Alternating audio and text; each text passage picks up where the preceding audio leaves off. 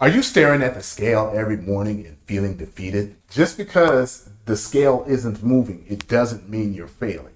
Let's talk about why your scale shouldn't be the only way that you gauge progress. Hey everyone, me Chris, Body Nova Fitness Coaching, and we're going to talk about why the scale shouldn't be the only way that you gauge progress there. And when you think about it, some people are expecting change. They're excited, they want to see change overnight, and sometimes the process doesn't work out that way. For a lot of people, they set themselves up to be in the place where they don't want to be over time, and so it may take time to finish. Or just even simply, with most weight loss transformations or most transformations, you should only be expected to lose 1 to 2 pounds per week of weight. Okay, body fat. So it might be a lengthy process. They're not going to get it all done in 10 days, 12 days, 30 days, 90 days. It may take a longer period of time of when you're going down that 1 to 2 pound per week growth. So then there's reasons why the scale may fail you. Okay, the scale's because just for example, I live in Texas and it is hot as all get out here. So there could be fluctuations in your hydration levels just because it's 100 plus degrees outside, and the next day it's raining, or stress and you're retaining water, or, with a lot of people, they go low carb and then they try to take their weight the day that they cheated, which when they bring the carbs back in, each gram of carb drinks 3 grams of water with it. So it's going to be 3 times as much weight. So they're going to be a little heavier because they're retaining water from the excess carbs that they took in from that diet. Being sore, you're sore. There's a lot of reasons why people could retain, their weight could be off. So again, I'm always choose the same day, the same time, in the same state every week. So you don't want to do it 1 week before a workout, the next week after a workout. You want to, if you do before a workout or after workout, you want to keep it the same and steady as possible so you can get those, so you can get an honest look at what it really is. Where a lot of people are trying to get transformations done where they want to look their best, they're going to be improving their health. When you're going to improve your health, there's going to be a lot of times where a body recomp is going on. Or some people aren't strictly going for a body recomp. So in that case, it's going to be even more difficult because you're going to gain muscle. So you're going to be doing all these things not so good. And that could keep you at low muscle, high body fat as you start to resistance train, as you start to have healthier habits, get enough protein, get enough food in, or get healthier foods in. Your body has what it needs to do what it does. And so it may build muscle. Even if you're in a calorie deficit, and science has shown that this happened, where the extra energy is coming from your fat stores instead of the food that you ate, you could be gaining muscle. Those are some of the reasons why you don't just want the scale to gauge your progress. And let's give you a couple other ways that you can gauge progress. Again, your scale should not be the only way that you're gauging progress. We don't want the scale to shake your confidence or to make you be drastic and make decisions and go overboard. So one of the ways that you may also want to gauge progress besides the scale is my biggest body fat, okay? And you want to find a reliable way to test body fat, because even with a lot of gyms are having the bioelectrical impedance things in. The bioelectrical impedance, supposed body scans, and what that does, it sends a signal through your body. And of course, if you're muscle, your body carries more water if you're more muscular, or your composition is more muscular. So the signal will go through you faster as opposed to being fatter, and the signal goes through you slower because fat doesn't hold as much water. Anyway, there is that. So if you do that, you may want to neutralize that. But what I would do is definitely you have to go before a workout, and I would probably drink 20 ounces of water or more and wait to go to the restroom. Because when you go to the restroom, your body will get rid of what it doesn't need. Take that test, and you want to do that every time before you take that test to make it standard. But when you have calipers, you have to find someone that is good with the caliper, because a lot of trainers I've seen choose the wrong sites. They don't know where the sites are, even though it'll say super iliac or the middle of the tricep or, whatever. They'll just say, okay, it's the tricep, and they'll pick any point on the tricep. And they won't be standardizing their testing. But with that being said, you could take certain skin folds and you could say, okay, this is my umbilical skin fold. It was 42. Now it's 35. Okay. So that's saying that you lost body fat. So that is something else you can do with the skin folds of body fat. There's DEXA and hydrostatic weighing. A lot of universities have hydrostatic weighing, and it might be at a decent price. DEXA is going to be harder to find, and it could be expensive. I've usually checked, and it's usually been $100. So that might be something I might use every 2 or 3 months, but then maybe use a caliper or a Navy body fat. I like Navy body fats because they're simple, and you don't have to have much skill. You just have to be skilled enough just to keep the measuring tape level and go around the right area and pull the tape tight, which usually doesn't take much skill.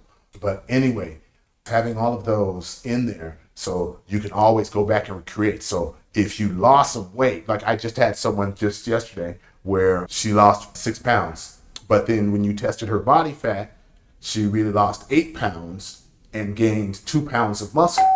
So the scale didn't reflect that. And that's something that could be happening because, again, if you're a body recomp person, which she kind of is, the scale isn't telling the whole truth. Even in weight loss, because you're changing your lifestyle to be healthier, that scale's not telling the truth. And that's why getting that body fat could be very helpful. Next, body measurements, circumference measurements. And, you can just basically look at what you want to improve. It could be around the shoulders. With a lot of women, they're doing it, they want to look better, they want to feel better. But if they're scared of the scale, with beauty and attraction, I know this is going to go off in the wrong place. I don't want nobody to get the wrong idea because this is just what it is. It's pure, a lot of it is mathematical to a degree. When you start to look at some of the most famous celebrities with the best bodies and stuff like that, it's all mathematical. They usually fall in with a 0.7 hip to waist ratio. So if let me get this math here. So if your waist is, let's say, 28, so maybe my hips could be 40 or 42, and that puts, that's right around that 0.7. And understand also, because I don't want this to shake anybody's confidence. Some stuff is just not achievable, but you can work towards being better. So don't make it seem like, oh, these ratios are it, they're everything. No, you can just use them to have a goal to work for. So you can measure shoulders, you can measure waist. If you want your legs to get smaller, you can measure around your legs, or your arms to get bigger, or whatever it is. You can just use those circumference measurements, and as you're working, you can see how you're progressing toward those goals. Or you're progressing in a positive fashion. That could be, I need a phase, or I need to add more glute work to make my waist to hip ratio more favorable. I need to get better at shoulder training so that my shoulder to waist ratio will be more favorable. If you're a guy or a girl, it doesn't matter. So you have these, and these goals can also tell you how to adjust your training, so that you get what you want. Because again, this personal journey, this personal fitness journey, health journey it's about you and what you want. So you can use the numbers to get what you want, and circumference measurements could be good or could be very helpful. That could provide some helpful information. Strength and performance gains can always be good because when the strength goes up, obviously you're doing something right with your lifestyle, with your nutrition, and things like that. So that's always a good way to tell that something else is going on and that you're living right. You're kind of closer to balance. You're not too extreme, unless you're inexperienced, but that's a whole nother deal there for most people. Clothing fit is always great. So you can put on clothes that used to be tight or used to be really loose. And then you can, over time, like maybe every 2 months, see how you fit differently. See if that outfit fits differently and help you track your progress. There's other ways, of course, to be how you feel, how you sleep. Your sleep quality is always good for that, because if you're trying to lose weight too fast or your lifestyle is getting too stressed, you got too much on your plate, that could affect your sleep, which will ultimately affect your weight loss, whatever, your body recomp, because you have to sleep and be recovered and recharged and recovered in order to continue to make that progress. So that could be another way that you gauge that. Last but definitely not least, I always like progress photos, because even though body fat is great and there seems to be body fat, there's sometimes a lot of people are poor at reading body fat. They're not, you compare the lean body mass from month 1 to month 2 and the fat mass from month 1 to month 2, and this is the goal, this is the outcome, and this is what happened. They might not do that for you. If you need me to do that for you, you can shoot me a message when you get your test and we can talk about that. But anyway, progress photos. If you're honest with the photos, so you make sure, you don't want to make sure, because a lot of supplement companies do this, They will try to take a photo where in the beginning where it's dark and the person's looking depressed and all that stuff, and then at the end it's well lit. They got the super poses that make them look the best, so that you think more has went on. You got to be honest, because in this transformation thing, you have to be honest with yourself.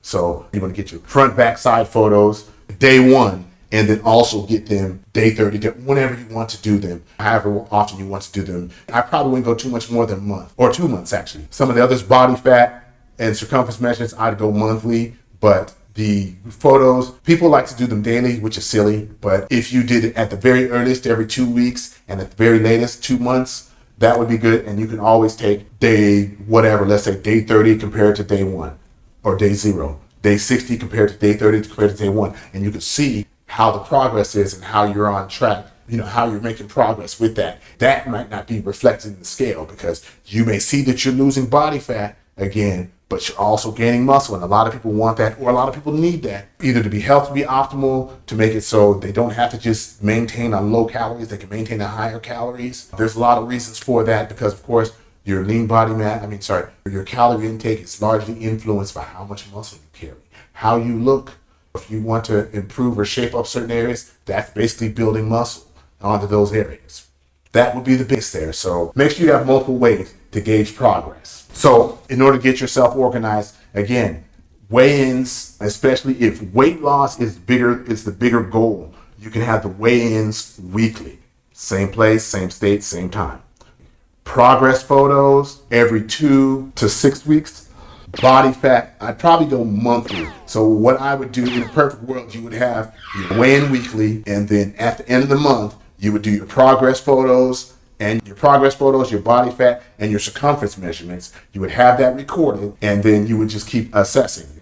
Weigh-in, maybe progress photo at week 2, and then body fat, circumference measurements, also going with the weigh-in every month. And then you can always look at the body fat. This is how much fat I have now. This is what I was then. And then that can tell you the full, complete picture of what's going on. Because again, you're changing your lifestyle. And sometimes those changes in your lifestyle allow you to build muscle. If you're building muscle at the same time, a lot of people will take that, and the scale doesn't move as much. They will take that as a mistake, where I've had it with clients when they're starting. You'll see the body fat will say, okay, you're gaining muscle, but you're with your body fat. So it's not dropping. It's dropping fast, but it's not dropping it fast. Also knowing that you're not going to build muscle at a fast rate forever, right? So 1 pound a week.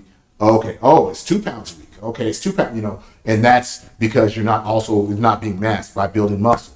That's what we're looking for as we're doing these metrics and stuff like that, because you want to know what's happening. And if it's not a theoretical favorable outcome, you want to know if it's explainable in any other way besides your failure, because you could be on the right path. You just might need some patience. And understand that a lot of my programs and things like that, it's designed for that. So it's designed sometimes, not only for weight loss, sometimes to give you a break from weight loss, give you a break from weight loss training, and giving you all the different ways that you can measure progress so that you continue to get victories.